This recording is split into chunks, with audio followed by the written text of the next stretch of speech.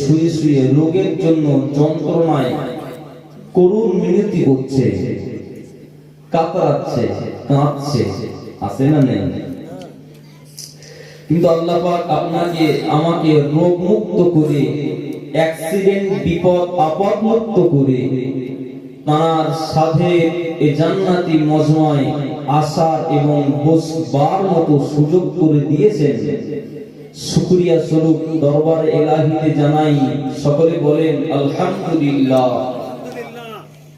প্রিয় রাসূলের মাজার মুকদ্দাসে অসংখ্য দরুদ এবং সালাম। ভূমিকা ছাড়াই সকলে একই সুরে সুর মিলিয়ে বলি সাল্লাল্লাহু আলাইহি ওয়াসাল্লাম।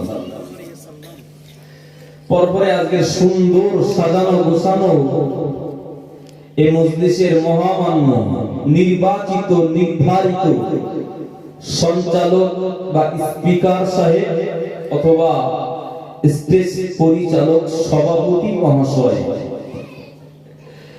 এবং মসজিদের যোগ্য বিজ্ঞ ইমাম সাহেব, সঙ্গে সঙ্গে কোরআনের কারখানা কেরলা মডেলের শিক্ষক মহাশয়, শিক্ষক বৃন্দ, সম্মুখে উপবিষ্ট ভদ্র মহোদয়গণ, পর্দার আড়ালে অবস্থিতা দিনদারিনী মমতাময়ী ধার্মিকা আম্মা এবং বোনেরা, সকলের প্রতি আমার আন্তরিকভাবেই আমি হার্দিক অভিনন্দন, মোবারকবাদ, শুভেচ্ছা ও ওয়েলকাম স্যালুট জানাচ্ছি। পরপরই কোরআনের যে আয়াত এবং হাদিস রেখেছি, ভূমিকার দিকে না গিয়ে সময় নষ্ট না করে আমি কোরআন এবং হাদিসের উপরে কিছু আলোকপাত করার প্রয়াস রাখছি।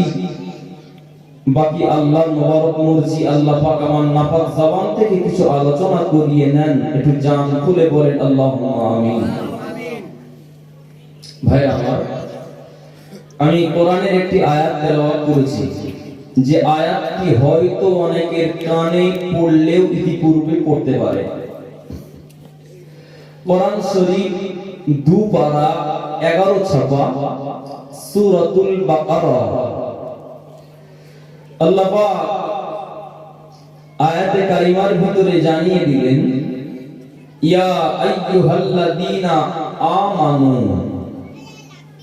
ওহে ঈমানওয়ালা বান্দা বান্দির দল বা ঈমানদার সম্প্রদায়, উদখুলু, তোমরা প্রবেশ করো।